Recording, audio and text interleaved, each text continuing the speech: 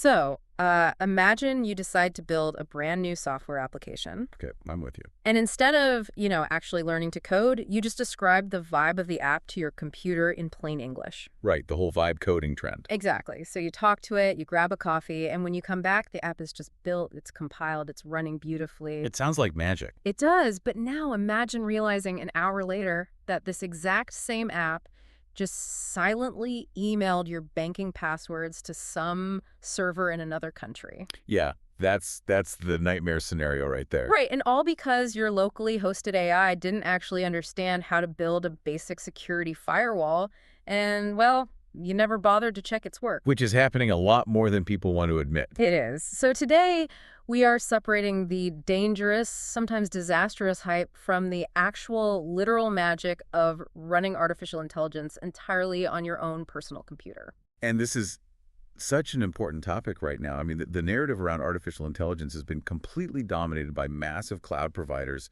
for years. Oh, absolutely. We were all told that, the future required renting supercomputers from these giant tech conglomerates. But the reality on the ground, or rather on the desktop, has completely shifted. Yeah, we're not just talking about theoretical research anymore, are we? Not at all. Uh, We're looking at a paradigm shift where the physical machine sitting in your home right next to you is taking over critical workloads. and to figure out what is actually real here and what is just a complete waste of your time, we're using a phenomenal foundation for today's deep dive. I love this list. It's so good. It's called the Ultimate Local AI Tier List for 2026. And it's this rigorous, deeply technical ranking created by Zen Van Riel. He's a YouTube creator and an engineer. And what's great is he didn't just read a bunch of spec sheets. Right. He spent hundreds of hours torture testing these models on high-end consumer hardware. Specifically, he used the RTX 5090 graphics card. Yeah, let's pause on that. The hardware context is kind of the anchor for everything we're going to discuss today, isn't it? It is. When we mention the RTX 5090, we are talking about the absolute ceiling of what a consumer can realistically put in a desktop tower in 2026. It's a beast of a card. It is, and it boasts an enormous amount of video RAM, or VRAM. And that's the crucial metric. If a local AI tool struggles to run efficiently on a 5090, it is going to be a miserable experience on a standard laptop. Makes sense. But if it flies on that hardware, or even on weaker setups, then we know we have a genuinely viable, consumer-ready product. Okay, but before we dive into the actual rankings, I think we need to establish why anyone listening to this deep dive should even care about local AI in the first place. That's a fair question. Right. I mean, if I can just open a browser tab, pay my $20 a month, and access the smartest cloud models in the world, why on earth would I spend thousands of dollars on a graphics card to run a smaller model in my home office? Well, think about the difference between taking a rideshare everywhere versus owning your own sports car. Okay, I like this. Relying on cloud AI is exactly like living in a rideshare. It's incredibly convenient. Right. You never have to worry about maintaining the engine, updating the software, buying the hardware. Just pull out your phone and summon it. Exactly. Yeah. But you are constantly paying a toll for every single trip. You're at the mercy of their availability. And most critically, you are sharing your exact destination. Oh, wow. And every private conversation you have in the backseat with a massive corporation. And they use your data to train their future drivers. So local AI is the sports car in this scenario. It is the sports car parked right in your own locked garage. You own it outright. Right. Once you buy that hardware, your daily operating cost drops to effectively zero. Right. It's incredibly fast because it doesn't have to navigate internet traffic. And absolutely no one is tracking where you drive it or what you put in the trunk. Data sovereignty. Exactly. That data sovereignty is becoming the deciding factor for individuals and businesses alike. That makes the stakes very clear. But here is the fascinating part about Zen Van Riel's tier list for 2026. The results completely defy conventional wisdom. They really do. I mean, I went into this assuming that local AI would just be this slightly worse, slightly slower version of cloud AI across every single category. A lot of people assume that. But the data shows this massive polarization. The highly hyped autonomous tasks, The ones that go viral on social media where the AI supposedly does everything for you. They are failing catastrophically on local hardware. Right. But the narrow, specific, what you might even call boring tasks, they are absolutely dominating. It's wild. In many workflows, your desktop isn't just matching a billion-dollar server farm, it is fundamentally defeating it. Which is why we need to begin our analysis at the absolute pinnacle of this tier list, the undeniable S-tier champions. The best of the best. Exactly. And when we look at the specific workflows where local models systematically beat the cloud, the unifying physical constraint is latency. It all comes down to the speed of light and the physics of network routing. So let's start with the first S-tier champion, local code autocomplete. This is a game changer for developers. So we're talking about using an open source model like Qwen 2.5 Coder, specifically the 7 billion parameter version paired with a background tool like continue.dev. Right. And this effectively replaces a paid cloud service like GitHub Copilot with a completely self-hosted alternative. Now, I understand that saving a monthly subscription fee is nice, but why does this specific task earn an S-tier rating? Is it really just about the cost? No, cost is actually secondary here. Mm-hmm. The S-tier rating is entirely about the mechanics of human cognition and the flow state of a software engineer. Okay, unpack that for me. When a programmer is deep in a complex problem, they are holding a really delicate mental model of the software architecture in their head. They start typing a line of code or defining a new function. Right. If they're using a cloud-based autocomplete, their computer has to take the few characters they just typed, package them into a network request, and send them over fiber optic cables to a server farm that might be in Virginia or Ireland. Which involves bouncing through multiple internet service providers, hitting a load balancer, Exactly. being routed to an available GPU in the data center, processing the request, and then making that entire journey all the way back to the user's laptop. And even with incredible modern infrastructure, that round trip introduces a delay of several hundred milliseconds, sometimes half a second. Which doesn't sound like a lot. It sounds trivial in everyday life, yeah. But when you are typing at a high speed, a 500 millisecond delay feels like a stutter. The autocomplete suggestions arrive just a fraction of a second after your brain has already moved on to the next thought. Oh, I hate that feeling. It's like someone stepping on your heels when you're walking. Yes. It creates this subtle but persistent cognitive friction. It literally breaks your flow state. I see. So by running Q 2.5 Coger locally, you are bypassing the internet entirely. The data is traveling, what, a few inches across your motherboard? Exactly. From your CPU directly into the graphics card via the PCIe slot, the physical distance drops from hundreds of miles to a few inches. That's incredible. Zen's testing notes that this specific 7 billion parameter model operates with sub-100 millisecond latency on local hardware. And why is 100 milliseconds the magic number? Because 100 milliseconds is a critical threshold in human-computer interaction. Anything faster than that is perceived by the human brain as instantaneous. Okay, wow. The AI is predicting the end of your line or filling in the entire body of a function literally faster than you can formulate the complete thought. It feels less like an external tool and more like an extension of your own fingertips. Yeah, I'm looking at the hardware requirements for this, and it's surprisingly accessible. You don't even need the massive RTX 5090 to achieve this, right? Not at all. Zen points out that you can run these smaller 7 billion parameter models on GPUs with just a couple of gigabytes of VRAM. So that covers almost any standard laptop from the last 3 or 4 years. Yeah, it completely democratizes the state of the art. You're getting an experience that matches the absolute best cloud models from just a year ago, but with zero recurring costs and zero latency. Okay, I want to challenge this ranking just slightly, though. Go for it.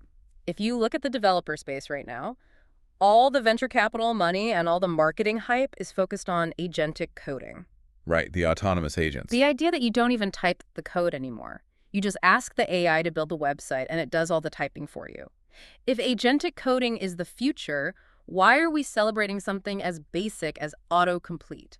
Isn't autocomplete essentially yesterday's technology? That is a brilliant observation, and it highlights the massive gap between what looks impressive in a marketing demo and what is actually useful in a professional environment. Right. Agentic coding attempts to replace the human engineer entirely for a specific task, and we'll get into why that is failing locally later in the tier list. But autocomplete doesn't try to replace you. It's an assistant. It acts as a cognitive accelerant. It removes the friction of typing out repetitive, boilerplate code so the human can focus entirely on the high-level logic and architecture. So it's the difference between a tool that helps you swing a hammer faster versus a robot that tries to build the whole house but keeps putting the windows on the floor. That is a very apt analogy. Yeah. Autocomplete remains the single most consistently useful tool in a working professional's daily routine. It's reliable, it's instantaneous, and it respects the user's privacy. Which is huge. When you combine zero cost, zero latency, and massive utility, you have the textbook definition of an S-tier application. That perfectly transitions us to the next S-tier champion, which relies on those exact same advantages of speed and privacy. We're looking at speech-to-text transcription. This one is fascinating. Taking audio files, memos, recorded meetings, podcast interviews, and turning them into highly accurate, searchable text. According to the source material, this is practically a solved problem for local hardware, especially for English. The transformation in this space over the last few years has been staggering.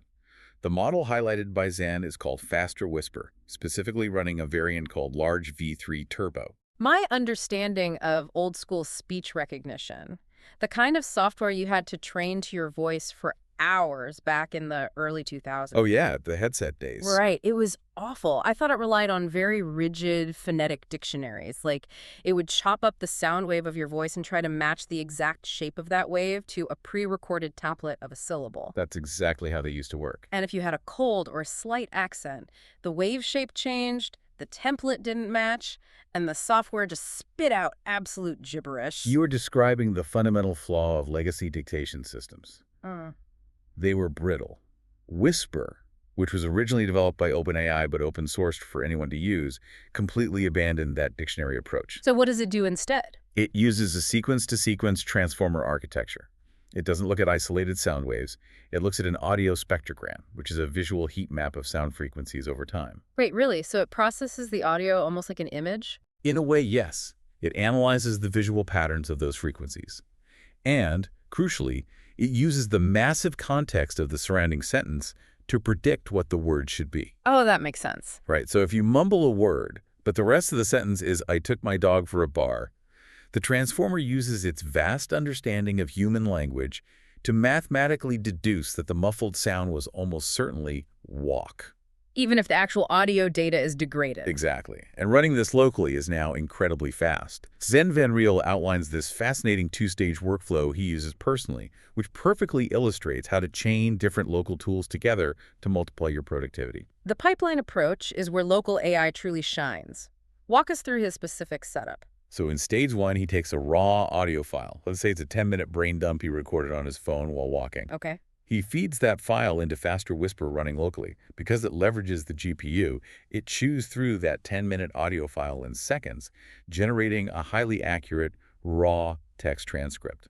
But if you have ever read a verbatim transcript of how people actually speak, it is an absolute nightmare. That's terrible. It's full of false starts, repetitive phrasing, ums, uhs, and just meandering thoughts. A raw transcript captures the exact words, but it buries the actual information. Exactly. So stage 2 is where he applies the intelligence. He takes that messy, raw text file and automatically feeds it into a local large language model. Like a local chat GPT. Right.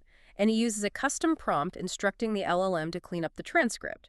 The prompt tells the AI to strip out the filler words, fix the grammar, and extract only the core arguments and solid ideas. That's so smart. And finally, the AI formats those refined notes and saves them directly into an Obsidian vault, which is essentially a local folder of text files used for building a private, searchable knowledge base. The elegance of that workflow is just profound. He has completely solved the core problem of knowledge capture without ever exposing his private thoughts or potentially confidential business strategy to a third-party server. He's building a second brain entirely on his own silicon. Exactly. Now, Zen does mention that the second stage, the LLM cleanup, takes a bit of processing time. It isn't instantaneous like the transcription. Right. But because it happens entirely in the background on his local machine, it doesn't interrupt his actual work. He drops the audio file in a folder and walks away. It functions as an invisible, private executive assistant. Now, I do want to dig into the limitations here because we are calling this S-tier. But is there any specific audio transcription scenario where the massive cloud providers still hold an advantage over this local setup? There is one highly specific technical hurdle where the cloud still wins, and that is seeker diarization. Diarization. Let's define that for the listener. Diarization is the process of figuring out exactly who is speaking at any given millisecond. Okay. Imagine a chaotic boardroom meeting with 10 different people. People are interrupting each other, laughing simultaneously, talking over one another. A nightmare to transcribe. If you just want a single block of text of everything that was said, Local Whisper is fine. But if you want a formatted script that says, person A said this, then person B interrupted with this, you need diarization. And why is that so difficult for a local graphics card to handle? Because it requires unbaking a cake. Unbaking a cake. I like that. When two people talk at the exact same time, their audio frequencies blend together into a single complex waveform. To separate them, the AI has to mathematically isolate the overlapping frequencies, create distinct voice profiles for all 10 people on the fly, and constantly cross-reference every millisecond of audio against those profiles to track who is dominating the frequency band. That sounds intense. It is. The sheer parallel processing power required to untangle that audio knot in real time heavily favors the massive compute clusters available in the cloud. That makes perfect sense. The cloud has the raw muscle to unbake the audio cake.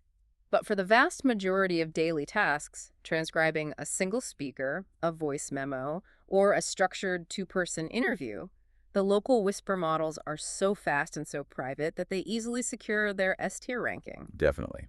We've established that when it comes to processing one-dimensional data, like strings of text or streams of audio local hardware, is an undisputed speed demon. But as we move down the tier list, we transition into a completely different computational realm.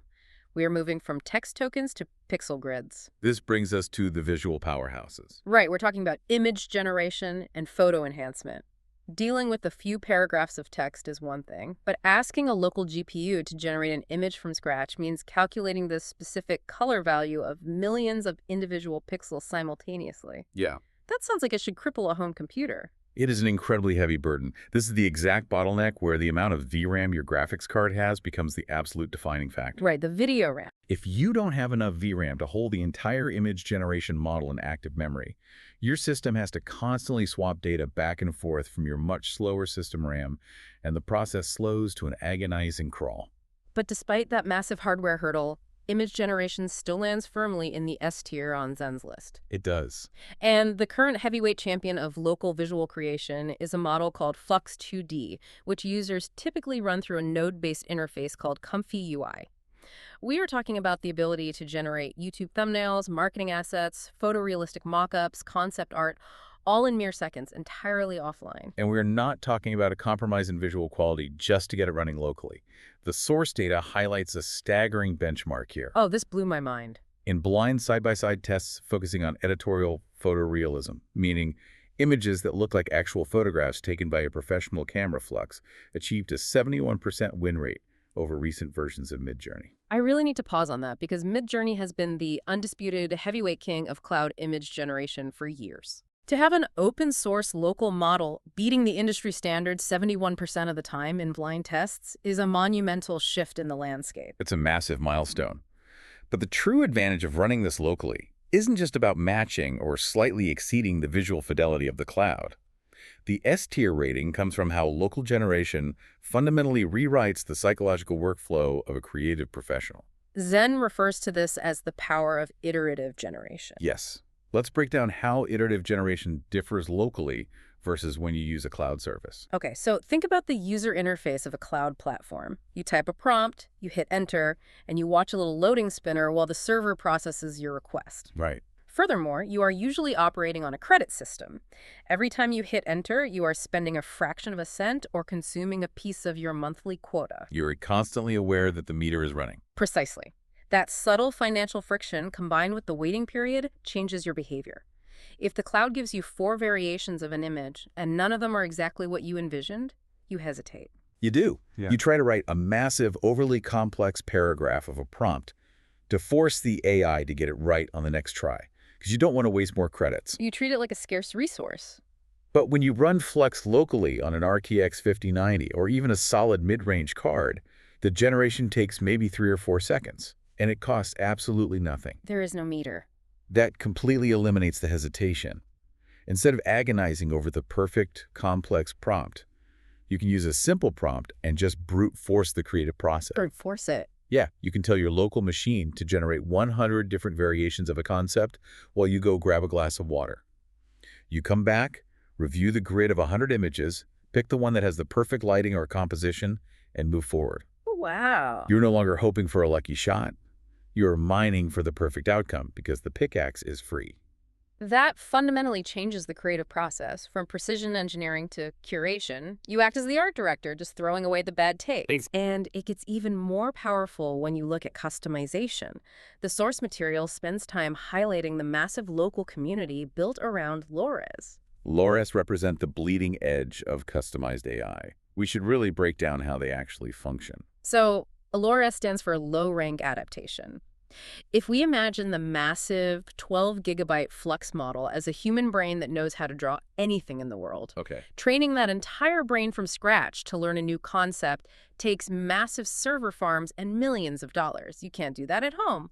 But LoRa is essentially a tiny separate file, maybe just a few hundred megabytes. It acts as a specialized neural pathway grafted onto the side of the main brain. Exactly. You freeze the main brain so it doesn't forget how to draw lighting and perspective, and you only train this tiny new pathway. Zen points out that you can train a highly accurate custom LoRa on your own consumer hardware using as few as 15 to 20 photographs. The implications for small businesses are massive here. Imagine you run an independent coffee roaster. Okay, I'm tracking. You take 20 photos of your specific branded coffee bag from different angles with your smartphone. You feed those into your local machine and train a LoRa overnight. And then? The next morning, you have a customized AI model that perfectly understands the exact geometry, logo, and texture of your product. And from that point on, you can prompt your local AI to generate endless marketing materials. My coffee bag sitting on a snowy mountain peak. My coffee bag on a cyberpunk neon table. Exactly. You are generating agency-level product photography for free, and your proprietary product images never had to be uploaded to a third-party server to do it. That level of customized fine-tuning is either heavily restricted, technically convoluted, or incredibly expensive on commercial cloud platforms. Locally, it is entirely in your control. Which brings us to another massive practical advantage of local image generation, bypassing corporate content filters. I am glad we are touching on this because whenever people hear bypassing safety filters, they immediately assume it is about generating illicit or illegal content. Right, that's the knee-jerk reaction. But Zen makes a very pragmatic point about corporate liability. The major cloud providers, Google, OpenAI, Adobe, they are terrified of copyright lawsuits and brand damage. To protect themselves, they implement incredibly aggressive, sweeping safety guardrails on their models. They overcorrect. I have actually experienced this personally. Yeah. Yeah, I was trying to generate an image for a historical presentation about the Industrial Revolution, and I prompted a cloud AI for a gritty, soot-covered factory alleyway. The cloud provider completely blocked the prompt. You're hitting. No, it flashed a warning that the request violated their safety guidelines because the imagery was deemed too dangerous or violent. It's the digital equivalent of a corporate chaperone looking over your shoulder and slapping your hand away from the keyboard because they misunderstood your intent. Yes. And when you are on a tight deadline, having your workflow halted by a hypersensitive algorithm is infuriating. Running a model locally means you strip away the chaperone. You have the unvarnished mathematical model. It will generate exactly what you ask for, allowing you to create dramatic, gritty, or complex editorial imagery without having to constantly rewrite your prompts to appease a corporate liability filter. With all of these massive advantages, iterative generation, custom LoRa's, and the removal of censorship, we really have to ask the critical question. Are cloud-based image editing software dead? Yeah, are we just uninstalling Photoshop and doing everything in Comfy UI? That is the caveat, and it keeps local image generation grounded in reality. The generation from scratch is S-tier. But Zen is very clear that iterative editing, taking an existing image and making highly specific modifications, is where local models still stumble. The bottleneck here is maintaining spatial consistency in complex textures. Exactly. Yeah. Let's say you use your local Flux model to generate a stunning photorealistic image of a living room. It's perfect, except you want to change the style of the lamp on the side table. If you try to mask out that lamp and ask the local AI to fill in a different one, it often struggles to seamlessly blend the new object into the existing shadows, reflections, and complex gradients of the background. The local model tends to degrade the overall crispness of the surrounding pixels during the editing process. It kind of loses the fine details. Precisely. For that final surgical polish, Zen admits he still relies on cloud-based tools like Adobe's Firefly models integrated into Photoshop. Interesting. The cloud models have been specifically fine-tuned for incredibly nuanced in-painting and blending. So the workflow is hybrid. You generate the raw material locally where it's fast and free, but you might still require the cloud for the final professional composite. That hybrid reality transitions us perfectly from the S tier down to the A tier, staying within the realm of visual powerhouses. We are looking at photo enhancement. Right, this category isn't about generating new concepts from a text prompt. It's about taking an existing visual asset and fundamentally upgrading its quality. This includes tasks like upscaling a blurry, low-resolution image to 4K, restoring old, degraded faces in historical photos, or removing heavy digital noise from a photo taken in the dark. The standout tool highlighted in this category is an open-source application called Upscale, which leverages ESRGAN models. And to understand why this is so valuable, we have to look at how this AI actually works. When you take a tiny pixelated image, say a thumbnail that's 200 pixels wide, and you blow it up on your screen, traditional software just stretches those existing pixels, making the image look like a blurry mosaic. Traditional scaling just duplicates the available data. It can't create detail that isn't there. But ESRGAN, which stands for Enhanced Super-Resolution Generative Adversarial Networks, operates entirely differently. It has studied millions of high-resolution images and their low-resolution counterparts. When you feed it a blurry image, it doesn't stretch the pixels. It analyzes the shapes and context, and it mathematically hallucinates the missing high-resolution details.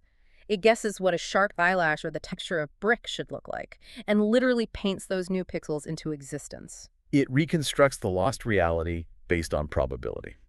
And what makes Upscale an A-tier tool is the extraordinary level of user accessibility. So much of local AI requires a deep understanding of computer science. You are opening terminal windows, cloning GitHub repositories, installing specific versions of Python, and managing complex software dependencies. It's incredibly intimidating for someone who just wants to edit a photo. But Upscale strips all of that away. It is packaged as a standard standalone desktop application. There is no command line involved. You simply open the app, drag your blurry photo into the window, select how much you want to upscale it, and hit go. And the hardware requirement is remarkably low. You don't need a $2,000 graphics card. No. Upscale requires a dedicated GPU with roughly 4 gigabytes of VRAM. That encompasses almost every entry-level gaming laptop manufactured in the last 5 or 6 years. It's a highly capable, completely private, and totally free tool that anyone can install today without needing a computer science degree. It completely democratizes high-end photo restoration. And this concept of processing visual data privately leads us directly into our next major category. Because we are moving from enhancing static photos on a desktop to analyzing the live, continuous visual data of our actual physical life. We are entering the realm of home automation and security, which firmly occupies the A tier. And this is where the primary justification for local AI pivots entirely away from speed and focuses intensely on absolute, uncompromising privacy. When you install cameras inside your living room or pointing at your front door, you are dealing with the most sensitive data imaginable. You are recording the physical security of your family, tracking your daily routines, capturing who visits your property, and monitoring your children. For the last decade, the smart home industry forced consumers into a very uncomfortable compromise. Yeah, they really did. If you wanted dumb security, just a camera recording to a hard drive, so you could do that locally. But if you wanted smart security, a system that could send a notification to your phone only when a person was in the driveway, rather than alerting you every time a tree branch cast a shadow, God of War, you had to use the cloud. You had to purchase hardware from companies like Ring or Google and actively upload a 247 video feed of your home to their corporate servers. Zen Van Riel explicitly calls out the anxiety of this model. You are paying a monthly subscription fee for the privilege of sending your most private, intimate footage to sit on an external server, or as he bluntly puts it, a random Chinese cloud. In an era of constant data breaches and shifting privacy policies, that is a massive vulnerability. The local alternative to this, however, has evolved into an absolute powerhouse. The ecosystem highlighted in the tier list is a combination of 2 massive open-source projects. Frigate NVR, which stands for Network Video Recorder, paired tightly with Home Assistant. Let's establish the scale of these tools, because this isn't some niche hobby project built by three guys in a basement. Oh, not at all. Home Assistant has over 2 million active documented installations globally. Frigate has over 30,000 stars on GitHub, which is a massive metric of developer approval. This is mature, enterprise-grade software. And the capabilities rival, and in many cases exceed, the paid cloud alternatives. Frigate performs real-time object detection entirely on a physical computer sitting in your network closet. Doesn't just sense motion, it analyzes the tensor data of the video frame to identify specific classes of objects. Meaning it knows the mathematical difference between a human walking, a dog running, a FedEx package being dropped off, or a vehicle pulling in. Exactly. The latest versions can even read license plates locally or perform basic facial recognition to determine if the person at the door is a resident or a stranger. And it executes all of this complex analysis without a single frame of your private video ever leaving your local network firewall. The physical air gap guarantees that your footage cannot be breached in a corporate server hack. Right.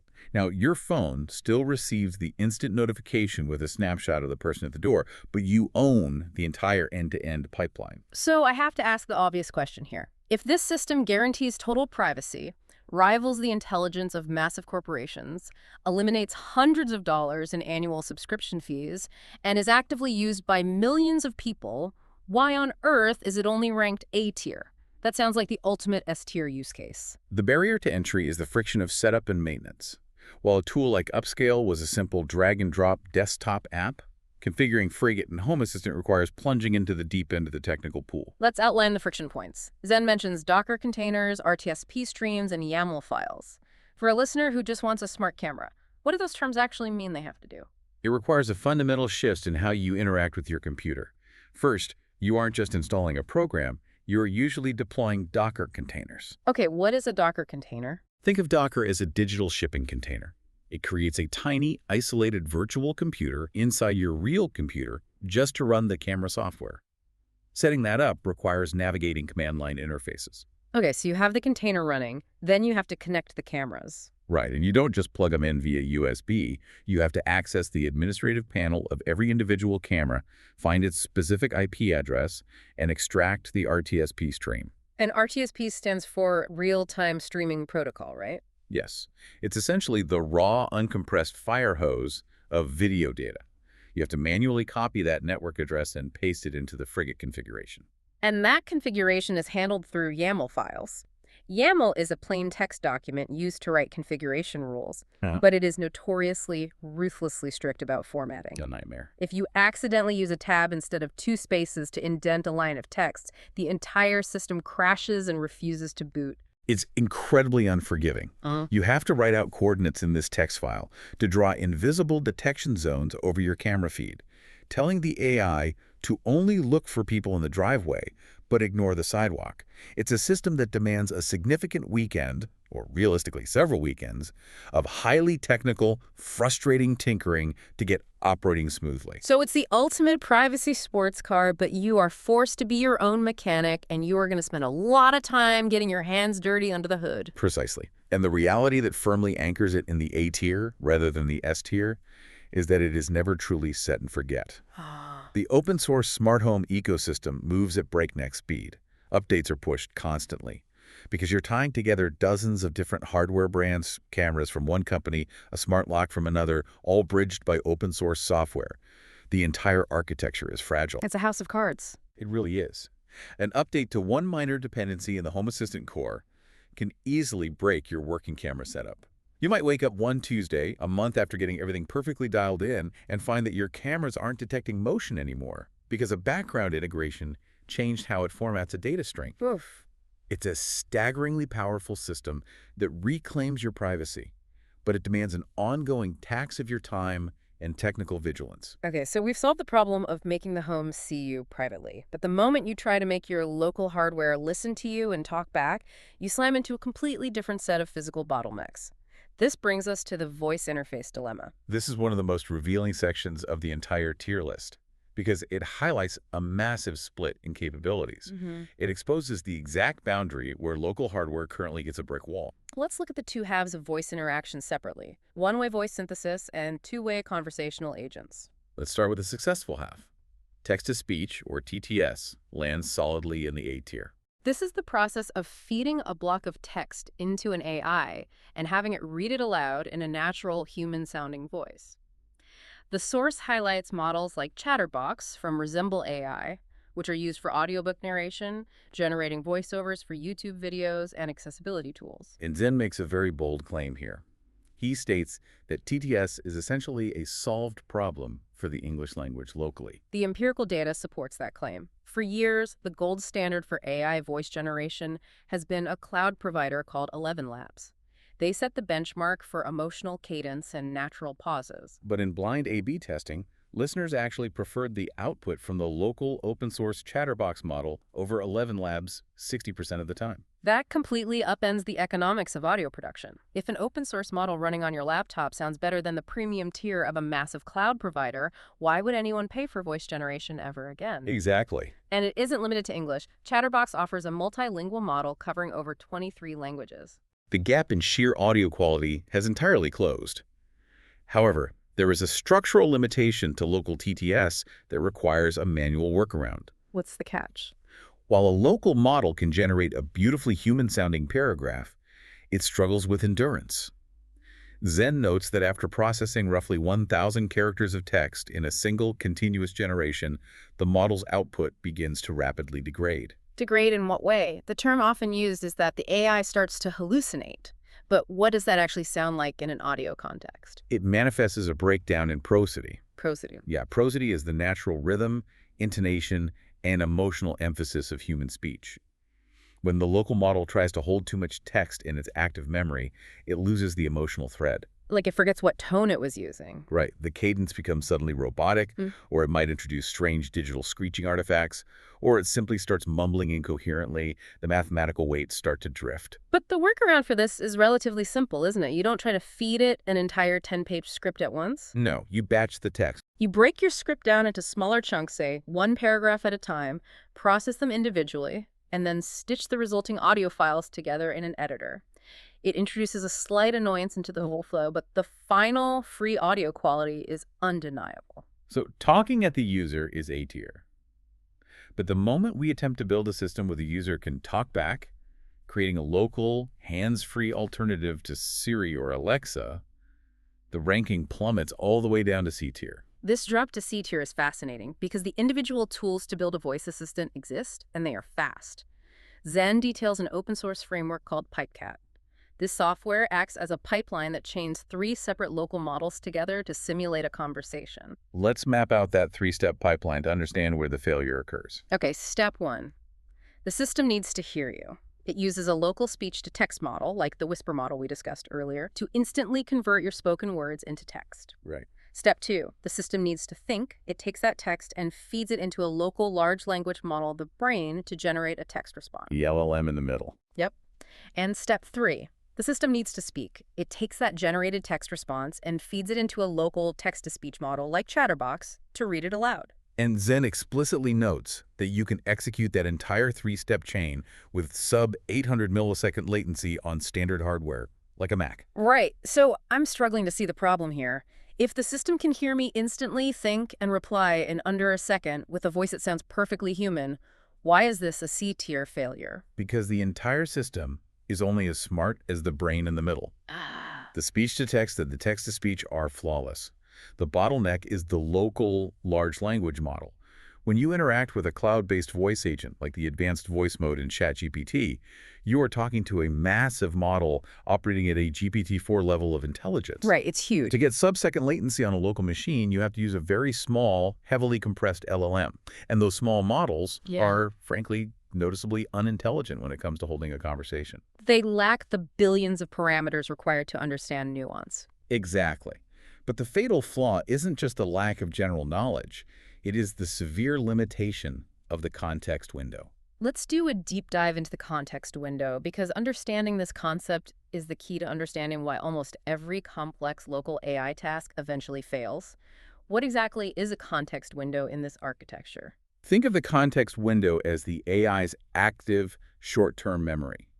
It defines how many previous words, or more accurately, tokens the AI can keep in its head while calculating its next response. So if I give a local voice assistant a simple one-off command like turn off the kitchen lights, it works perfectly. It doesn't need to remember anything else. The context window is practically empty. Right.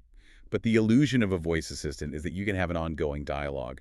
If you try to have a 5-minute back and forth conversation about your schedule or a recipe, every single word you say and every single word the AI replies gets stuffed into that context window. And local models have tiny context windows compared to massive cloud clusters. So what happens physically when that window fills up? I'll use a mechanical analogy. Imagine you ask someone to juggle. Tossing 2 balls in the air is easy. 3 is fine. Sure. But asking them to track 4, 5, or 6 balls simultaneously isn't just linearly harder. The mental math of tracking all those crossing trajectories multiplies exponentially. Eventually, the cognitive load is too high and they just drop everything. That's exactly what happens to the local AI. As the conversation continues, the context window fills, and the computational load required to process the entire history of the chat skyrockets. It starts to stutter. It forgets what you said 2 minutes ago. It abruptly changes the subject, repeats its previous answer, or hallucinates gibberish because it has literally lost the thread of the conversation. That is why local voice agents are C-tier. The voice sounds beautiful, the latency is fast, but the conversation is frustratingly shallow. You are essentially talking to a system with severe short-term memory loss. And those severe memory constraints transition us perfectly into Section 5 of the tier list, the information processors. Because the exact same context window limitations that ruin conversational voice agents also dictate the boundaries of how we can use local AI to process our massive personal databases. We're looking at a cluster of technologies here. Standard AI chats, RA pipelines, OCR tools, and autonomous personal assistants. And almost all of this sits firmly in the B tier. Let's start with standard AI chats. This is the classic ChatGPT text box interface, but hosted entirely on your own machine. You can use a desktop app like LM Studio to easily load up an open source model like Qwen33b or Mistral. Zen notes that these specific local models now mimic the reasoning capabilities that OpenAI's GPT-4 possessed about a year ago. Which is a staggering technological achievement to have running offline. For brainstorming a marketing email, summarizing a document, or answering general coding questions, it's highly competent. Very competent. And because the data never leaves your network, you can safely paste proprietary company data into the chat box. But the true power user feature in this B-tier category is Harji. Retrieval augmented generation. This is the biggest buzzword in enterprise AI right now. The concept of ARG is brilliant. A standard AI model only knows the information it was trained on, which might be a year out of date. It has a knowledge cutoff. RG fixes this by pointing the AI securely at your own live data. Right. You can link it to your company's HR PDFs, your private Obsidian notes, or your specific medical research papers. When you ask a question, the system searches your private documents, retrieves the relevant paragraphs, injects them into the AI's context window, and asks the AI to generate an answer based only on the text it just found. It bridges the knowledge gap with your highly specific offline data. Okay, I have to push back hard on this ranking. You are describing a system that guarantees absolute data privacy, which is the holy grail for any law firm, hospital, or corporation dealing with sensitive data. And it provides perfectly accurate, customized answers based on their proprietary files. How is that stuck in B tier? That sounds like a revolutionary S tier breakthrough. What's the catch? The outcome of a perfectly functioning RG system is S tier. But the implementation, the actual reality of building and maintaining it locally drags it down to B tier. The sheer technical complexity of setting up a reliable local RG pipeline is incredibly daunting. You don't just drop a PDF into a folder and expect the AI to understand it. What are the hidden mechanics? What makes it so complex? You have to fundamentally transform how the computer understands language through a process called creating vector embeddings. Vector embeddings, let's break that down mechanically. An AI doesn't understand English words, it only understands numbers. When you feed your company documents into a RAG-V system, a specialized model has to read every sentence and translate the conceptual meaning of that sentence into a massive mathematical coordinate, a vector in a high-dimensional space. This spatial analogy for that. Imagine a massive 3D room. The system assigns the word king to a specific coordinate in that room. It assigns Queen to a coordinate nearby because the concepts are related. Apple is placed on the opposite side of the room. Okay, I can visualize that. But these models don't use 3D space. They map concepts into a 1,000-dimensional space to capture incredible nuance. All of those millions of coordinates are stored in a highly specialized piece of software called a vector database. And when I ask a question, the system turns my question into a coordinate, drops it into that 1,000-dimensional room, and grabs the document fragments that are physically closest to it. Exactly. But here's where it gets messy. Before you can map the documents, you have to chunk them. If you have a 100-page PDF, do you map every sentence individually, every paragraph, every page? That's a good point. If your chunks are too small, the AI loses the broader context. If your chunks are too large, they won't fit into the AI's limited context window when retrieved. So you have to meticulously tune the chunking strategy, manage a complex vector database, and constantly monitor the retrieval accuracy. If the search pulls the wrong paragraph, the AI will confidently hallucinate a completely wrong answer based on irrelevant data. Zen points out that knowing how to architect and tune these local RAG pipelines is currently a highly lucrative six-figure skill. It can literally land you an AI engineering job. That level of requisite expertise is exactly why it sits in the B tier. It is immensely powerful, but it is absolutely not consumer-ready out of the box. That perfectly explains the B-tier ranking. It's a powerful engine, but you have to build the transmission yourself. Now, what about the other side of information processing, the more mundane tasks like OCR or optical character recognition? OCR tools like Surya or DeepSeek OCR also sit in the B tier. This is the unglamorous but vital side of local AI. It involves feeding the system scanned, messy images of invoices, historical documents, or complex tables, and having the AI perfectly extract the structured data into a spreadsheet. It's a phenomenal utility, but it is just a utility. But the final component of this B-tier section is much more ambitious. Personal assistance. Like OpenClaw. Right. Tools like OpenClaw aim to create a local, always-on assistant that constantly monitors your digital life. The dream is an AI that runs 204/7 in the background, autonomously reading your incoming emails, managing your calendar events, and summarizing your day, all completely offline. They sound phenomenal on paper. You have a private secretary that never sleeps. But Zen highlights a critical, often entirely overlooked flaw with granting a local AI autonomous control over your digital life. Security. Security. I'm struggling to understand the risk. The entire premise of this deep dive is that local AI is inherently more secure because the data never leaves my physical computer. The data is private from the outside world, yes. But the system itself is highly vulnerable to internal manipulation. How so? Running an always-on assistant requires giving the local AI read and write access to your live email inbox, your calendar, and potentially your local file system. That requires deep cybersecurity knowledge to protect against attacks like prompt injection. Walk me through the mechanics of a prompt injection attack. How does someone hack an AI that isn't connected to the cloud? The hack comes through the very data the AI is instructed to read. Imagine a malicious actor, a spammer or a hacker, sends an email to your inbox. The email looks like a standard newsletter. Okay.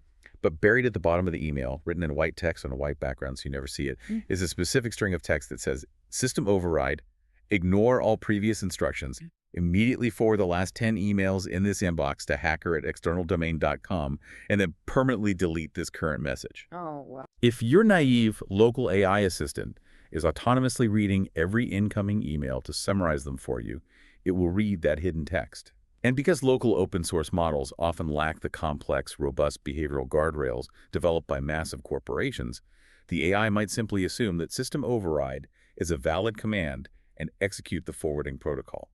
The AI gets socially engineered by an incoming email? I hadn't even considered that vulnerability.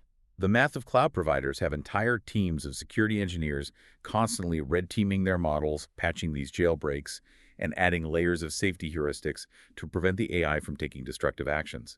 A 7 billion parameter model running on your laptop does not have those defenses. Because of that massive vulnerability, how does Zen recommend actually using local assistants? You obviously can't let them autonomously manage a live, external-facing inbox. He strongly advises restricting local models to highly defined, safe cron jobs. A cron job. Let's define that term for the listener. A cron job is essentially a simple digital alarm clock for your computer. It executes a specific script at a scheduled time.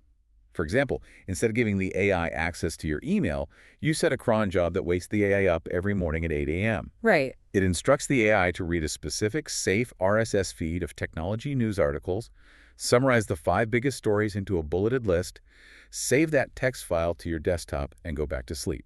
It operates in a heavily restricted sandbox. It has no access to your private communications, it can't delete files, and it can't communicate with the outside world. It's highly useful, but safely constrained. And that necessity for constraint leads us to the final and most revealing section of the tier list. This is the big one. If organizing an email inbox locally is fraught with security fragility and complexity, what happens when users try to remove all constraints?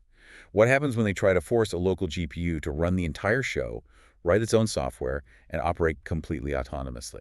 We cross the threshold into the graveyard of ambition, the C-tier and D-tier categories.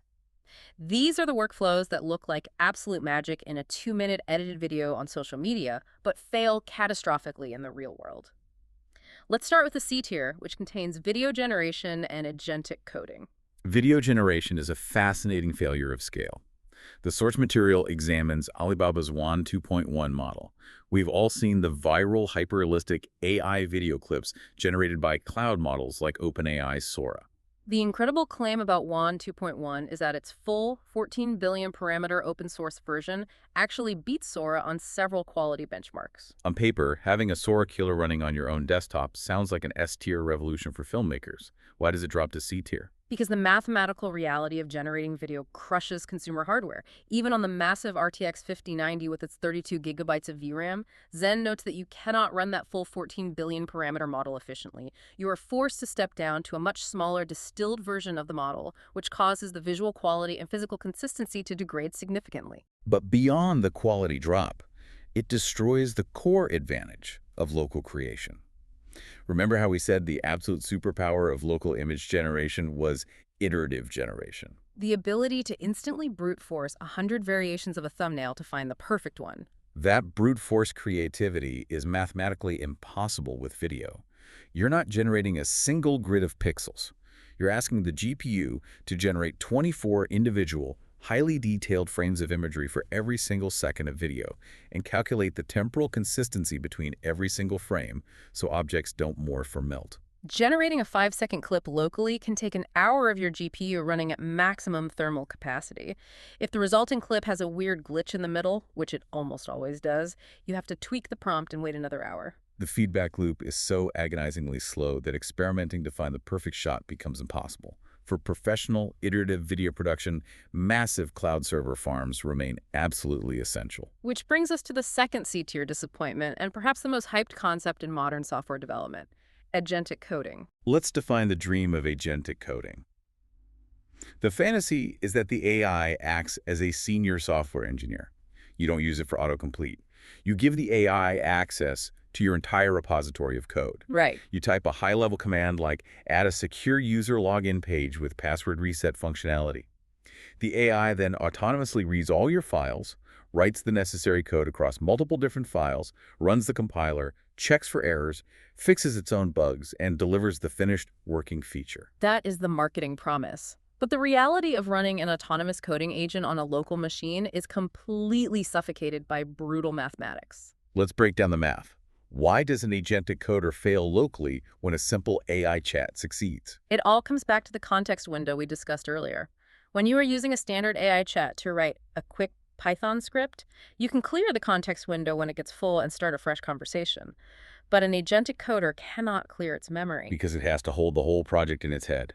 Exactly. To safely add a login page to an existing application, the AI must continuously hold your entire code base, every single file, every variable definition, every database schema, and every software dependency in its active memory simultaneously.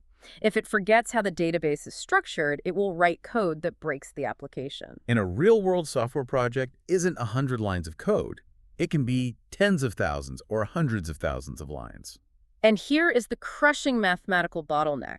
The transformer architecture that powers these models uses an attention mechanism to understand how every word relates to every other word. As you stuck more code into that context window, the computational power required to calculate that attention doesn't just increase linearly. In many architectures, it scales quadratically. Well, let's use an analogy for quadratic scaling. Going back to our juggling analogy, if juggling 2 balls takes 2 units of mental energy, juggling 4 balls doesn't take 4 units of energy, it takes 16. Juggling 8 balls takes 64 units. The complexity explodes. Exactly. As the agentic coder attempts to process the massive context of a full code base, the local GPU simply grinds to a halt. The memory fills up, the processing slows from milliseconds to minutes per token, and the model fundamentally loses the thread of logic. It chokes. Zen points out that when you see people on social media showing off local agentic coding, they are almost always demonstrating it on a tiny, single-file toy project, a simple calculator app, or a snake game. They are never demonstrating it on a complex, real-world enterprise architecture because the local hardware would instantly tap out. If you want true, autonomous agentic code-based analysis today, there is an insurmountable gap between local models and state-of-the-art frontier cloud models like Claude Opus. Those cloud models rely on massive distributed server clusters, explicitly designed to manage enormous context windows without collapsing. Local hardware is fundamentally too weak for this right now. Which brings us to the absolute bottom of the barrel, the D tier, the workflow known as vibe coding. This is the cautionary tale of the entire tier list. We touched on this in the very beginning. Vibe coding sounds ridiculous, and it kind of is. It's the practice of describing an application in plain English to an AI and letting the AI autonomously build the entire software package from scratch without you, the human, ever reviewing a single line of the code it writes. You just open the finished application, click around, and judge if the vibe is right. If the buttons look nice and it seems to work, you deploy it. It represents the ultimate abdication of engineering responsibility. To put this in perspective, this is like asking a first-year architecture intern to build a skyscraper without drawing any blueprints, and you refuse to even visit the construction site to check the foundation until move-in day. That is a terrifying but incredibly precise analogy. And Zen's testing reveals exactly why attempting to vibe code locally is a complete disaster. First, to build an entire application autonomously, the AI needs to be able to seamlessly execute tool calling. How does an AI actually call a tool? It doesn't have hands to move a mouse. Tool calling happens when the AI outputs a highly specific string of text, usually formatted in JSON, that a wrapper program recognizes as a command. So the AI outputs the command to open a terminal window, type a compile command, execute the code, read the resulting error log, and then adjust its own code based on the error. And local models struggle to do that. Massively. Yeah. Zen notes that local models under the 14 billion parameter threshold generally cannot handle complex tool calling reliably.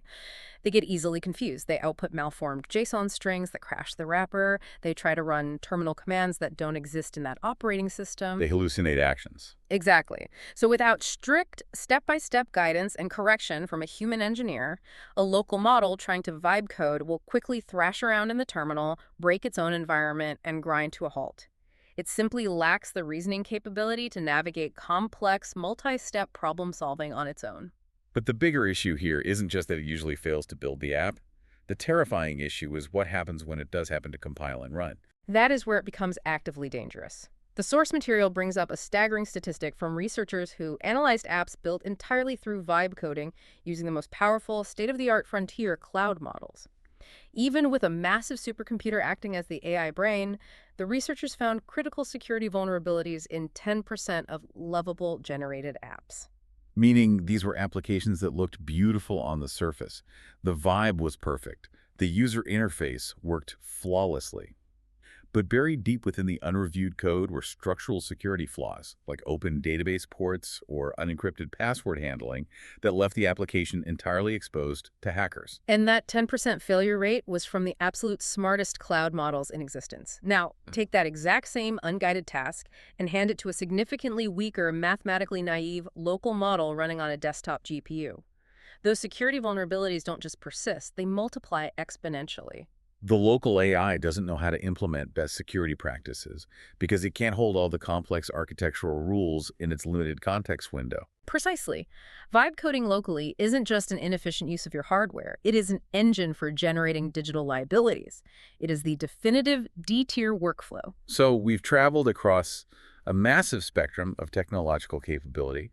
We started at the absolute peak, the instantaneous S-tier magic of local code, autocomplete, and iterative image generation, and we've traveled all the way down to the D-tier disaster of unguided, autonomous vibe coding. It is a vast landscape, but if we step back and look at the big picture synthesis of this 2026 tier list, a very clear, almost counterintuitive pattern emerges regarding what local hardware is actually good for. What is the unifying pattern? The workflows that consistently crush the cloud, the tools that are unarguably S-tier locally, are the most narrowly defined, restricted, boring use cases. Predicting the next few tokens of code, transcribing an audio file into text, generating a grid of pixels from a prompt. The task with clear physical boundaries and immediate feedback loops. Exactly. They are discrete functions. Meanwhile, the highly hyped autonomous replace the human workflows like agentic coding and vibe coding fail miserably because they require a level of continuous memory, reasoning, and context scaling that desktop silicon simply cannot support. The massive takeaway here is that raw, generalized intelligence isn't the killer feature for local AI. Speed and absolute privacy are the real killers. When a local model can execute a specific function with sub-100 millisecond latency entirely offline on your most sensitive personal data with zero recurring costs, the cloud cannot compete with that value proposition. It democratizes the utility of the technology. It changes the dynamic from renting intelligence to owning a highly specialized tool. And as local hardware continues to improve and models become more distilled, those boundaries of what is possible locally will only push outward. It really forces you to rethink how you construct your daily digital life. Why pay a $20 monthly subscription for a cloud transcriber when Faster Whisper does it instantly and privately for free? Why wait in a queue for a cloud image generator when you could brute force hundreds of variants on your own graphics card? It is a transfer of power back to the user, which leaves us with a massive existential question about the future of this entire industry. We've spent this entire deep dive unpacking the exact mechanics of what your personal machine can achieve right now. But as we wrap up, I want to leave you, the listener, with a final provocative thought to consider. Think about the massive economic engine driving the current AI boom. The major tech conglomerates are investing trillions of dollars into building gargantuan server farms, assuming that you will always need to rent their compute power. But if this trend continues, if our local machines become the undisputed champions of private, instant, daily task execution, what happens to those multi-trillion-dollar business models? When the average consumer realizes they only ever need the cloud for the absolute heaviest lifting like training foundation models or agentic code-based analysis, will the future of daily AI truly be centralized in massive data centers? Or will the real revolution just be that quiet, incredibly fast box sitting right there in your home? That is a question that I guarantee every major tech CEO is losing sleep over right now. Thank you for joining us on this deep dive. Take a hard look at your own digital workflows this week and think about which of these S-tier tools you might finally bring home, put in your own garage, and run entirely on your own machine today.